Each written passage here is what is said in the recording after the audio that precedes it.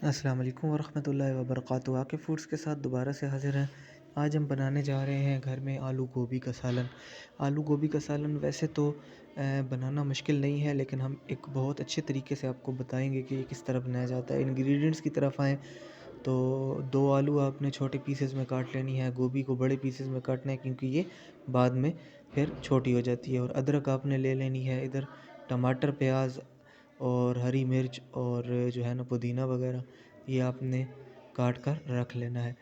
तो जब ये सब चीज़ें आपके पास कट हो जाएंगी तो उसके बाद फिर आप इसको बनाने की तरफ आ सकते हैं। आप अपने फ्राई पैन ले लेना है और उसमें ऑयल की जितना आप ऑयल यूज़ करते हैं, ठीक है, घी यूज़ करते हैं, उतना अपने ज़रूरत के मुताबिक डालें और उसके अंदर जो है ना प्याज को अच्छे से फ्राई करें।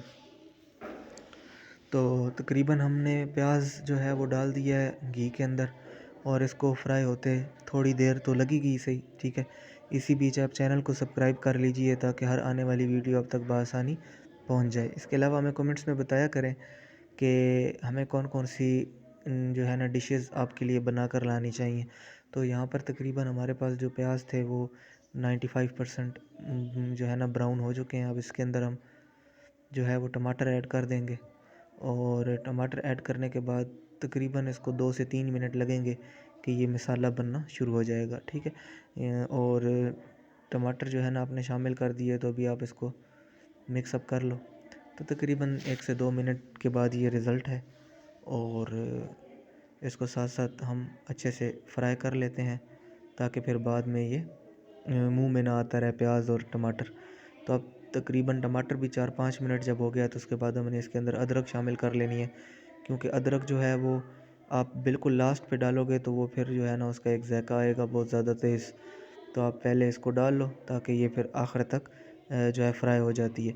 मिसाले आपके सामने हैं जो घर में मौजूद होते हैं। नमक है, उसके बाद हल्दी पाउडर है और मिर्च मसाला है और पिसा हुआ सब्ज़ धनिया है और ये चीज़ें शामिल कर लेनी है आपने। आलू पहले शामिल करने हैं ना, ठीक है, और गोभी शामिल कर लेनी है, ठीक है। गोभी देख रहे हैं आप किस तरह बड़े बड़े पीसेस में कटी हुई है।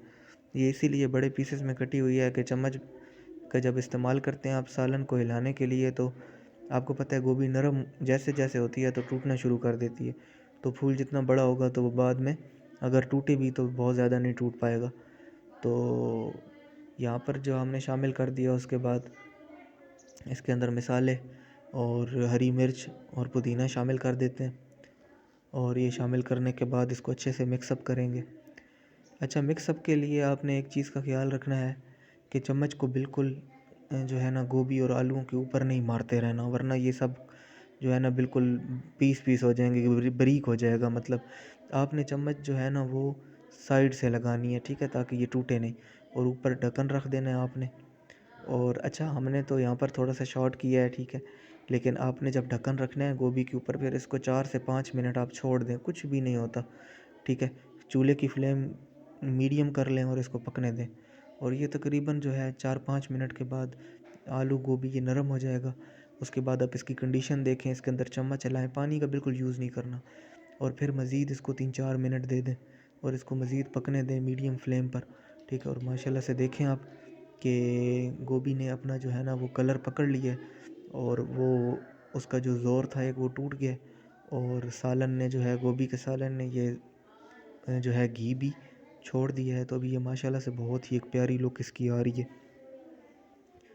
तो अब हम इसको सर्व करने के लिए प्लेट में निकाल लेते हैं और माशाल्लाह से ये बहुत ही ज़बरदस्त गोभी का सालन तैयार हुआ है।